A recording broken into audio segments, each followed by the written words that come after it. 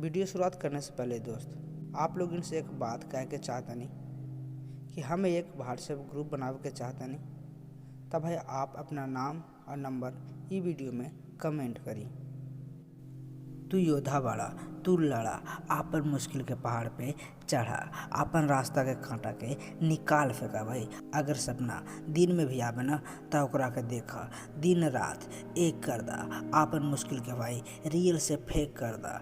काहे कि तू एक योद्धा बाड़ा, योद्धा कभी हार ले ना, खुल के लड़े ले, आपन मन की कर ले भाई। भले ओकरा राह में कांटा मिली, सच्चा योद्धा कांटा पर भी चले ले। भाई रास्ता जितना कठिन हो ओकरा पर चला, भले पड़ जाए पैर में छाला, चाहे समय हो तहार काला। भाई तू हारिया मत, एक दिन जरूर होई तहार जिंदगी में उजाला। तब भाई आज से अपना आप में कमिटमेंट करा कि हम आपन मेहनत के बरकरार रखब, आपन कोशिश के बरकरार रखब। चाहे जितना भी मुश्किल आए हमारे राह में हम पीछे ना हटब। तो कैसा लगला वीडियो है प्लीज़ कमेंट में जरूर बताएं। अगर आप लोगों की वीडियो पसंद आए होगी तो वीडियो को लाइक करी, शेयर करी, कमेंट करें भाई। और हाँ भाई हमारे चैनल में पहली बार आए होगी तो चैनल सब्सक्राइब करी। तो मिलता नहीं अपनी अगली वीडियो में, अपना ख्याल रखें। धन्यवाद।